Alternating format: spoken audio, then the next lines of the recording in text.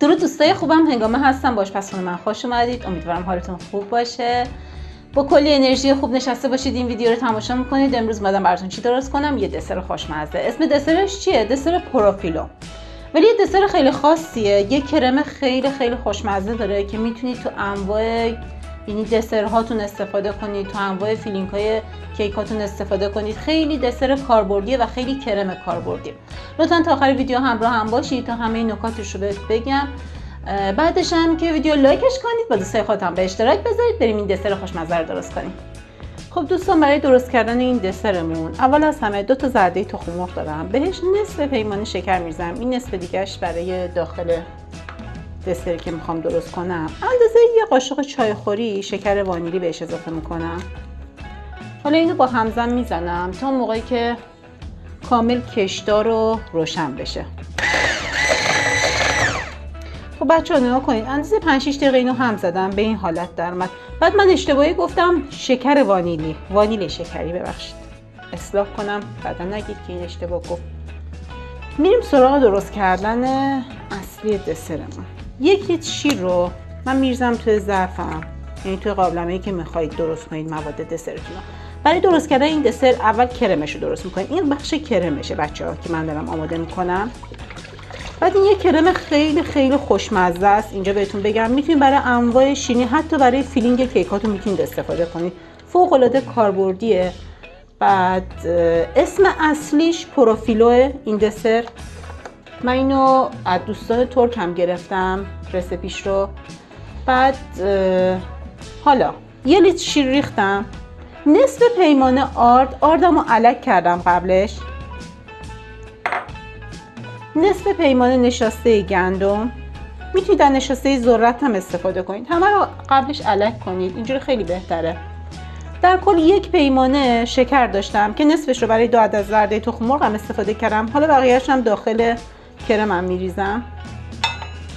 اینا رو هم میزنم. بعد یه چیزی بگم، حالا اینجا یه نکته خیلی مهم، میتونید اون 2 تا زرده تخم مرغ رو مثل من هم نزنید، همینجوری مستقیم داخلش بندازید. خب ولی من این کارو کردم چون کامل بوی زخم تخم مرغ گرفته میشه اینجوری زرده تخم مرغ، چون این تخم مرغ یه طعم خیلی خوب بهش میده، یه دسر خیلی خاص میکنه، اینو یه کرم خیلی خوشمزه‌اش میکنه. حالا اینا که کامل هم زدم، گلوله‌های آردمو با کردم، این زرده تخم مرغ و شکری که اینجا هم زدم هم بهش اضافه میکنم. حالا 2 تا زرده تخم مرغم که هم زدم بهش اضافه میکنم. این کاری که من کردم حاصل تجربه خودم، وگرنه من وقتی رسیپی این دسر خوشمزه رو گرفتم اصلا اینجوری نبود. داخلش 2 تا زرده تخم مرغ همینجوری مینداختن، ولی من چون میدونم که اینجوری بهتره از این روش استفاده کردم. اینو کامل همش میزنم، بعد میذارم روی حرارت. اجاق رو روشنش میکنم تا موقعی که به جوش بیاد. بعد مرتب هم بزنید دیگه، این از اون دسرایی که نباید از سرش جدا بشید. بس که جوش اومد حرارت رو کم میکنم، اجازه میدم یه 10 دقیقه بپزه تا کامل قوام بیاد و یه حالت فرنی سفت، از فرنی سفت‌تر میشه بچه‌ها قوامش. حالا قوام که اومد من نشون میدم بهتون. خب بچه‌ها کرمم آماده شد، نگاه کنید، مرتب همش بزنید، اصلا نباید از بالا سرش کنار برید. اندازه 10 دقیقه زمان بذارید وایسید بالا سرش. پس که روش شروع کرد حباب زدن دیگه حرارت خیلی کم کنید، بذارید کامل خامی نشاسته و آرد گرفته بشه. غلظتش هم کاملا مشخصه قوام کرممون. حالا این دیگه آماده شده، نگاه کنید. ترکا به این میگن گز، یعنی چش، مثل حالت چش حباب میزنن. ما میگیم حباب زدن روش، اینا میگن گز. خب من دیگه زیرشو خاموش میکنم. کرمی که آماده شده رو میریزم توی ظرف استی. خب اینجوری ظرف استی میریزم به خاطر اینکه زودتر سرد بشه. من اینو کامل میریزم توش، بهتون نشون میدم. حالا اینو ریختم توی ظرف استی برای اینکه روی نبنده. اینو بعدا میخوایم هم بزنیم.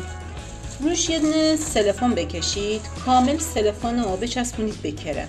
این قسمت خیلی مهمه که اصلا خوش نشه روی کرمتون. خب بعد از اینکه به دمای اتاقم در اومد، یعنی ولرم شد، بذارید داخل یخچال 2 ساعت بمونه کامل سرد بشه، چون این دسرمون، این کرممون در اصل باید کامل خنک بشه. بعدم بقیه مراحلش رو انجام بدیم. نکنید هیچی هوا نداشته باشه، کامل بچسبونید سلفون رو روش. حالا میذارم اینجا، بس که ولرم شد 2 ساعت میره داخل یخچال.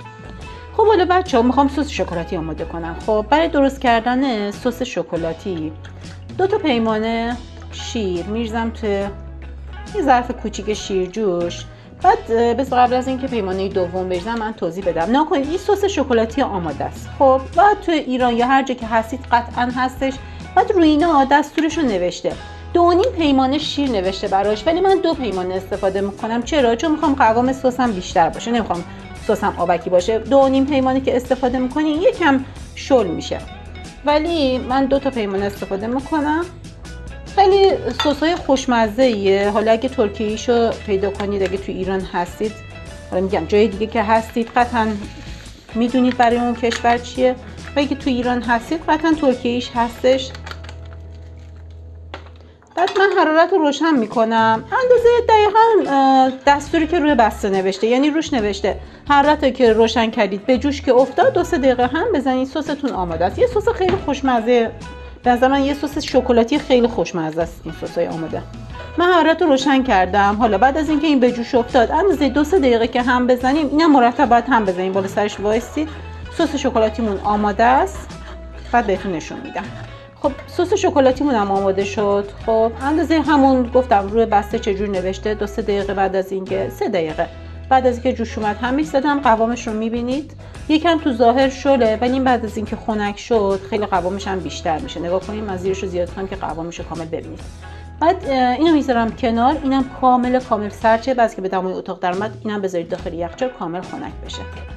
خب دوستان کرمم کاملا خنک شد، کامل این سرد شدش. حالا بهش نصف پیمانه، این پیمانه اندازه گیریه، 1/2 پیمانه است، شیر سرد اضافه میکنم. یه بسته کرم شانتی 75 گرم یا پودر خامه اینم اضافه میکنم بهش. حالا شروع میکنم با هم زدن.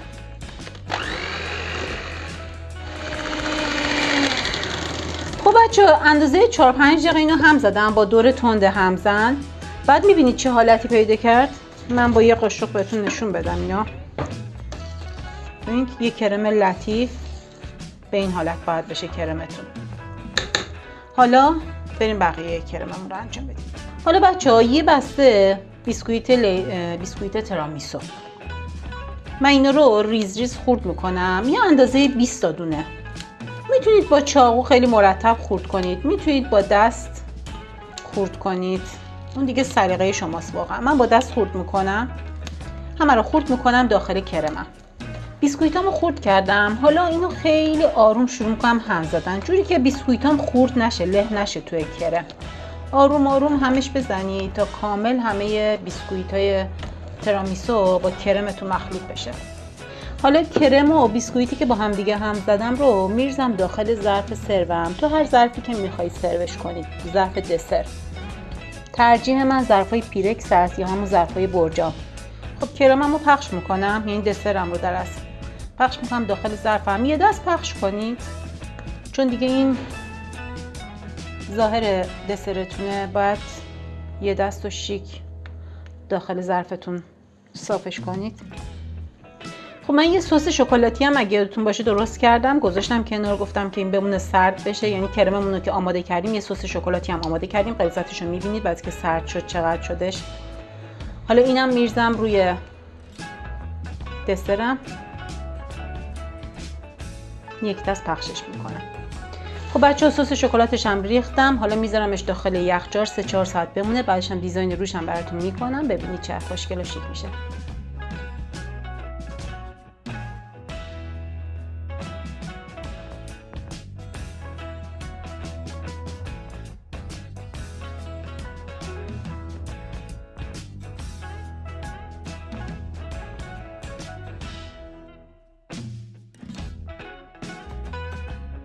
خب دوستان امروزم خیلی ساده و شیک با هم دیگه دسر خوشمزه درست کردیم. دسرمون آماده شد. من هر چی رو که بعد میگفتم رو گفتم، باید یعنی بهتون جزء آموزشاش بود رو بعد میدونستید رو گفتم.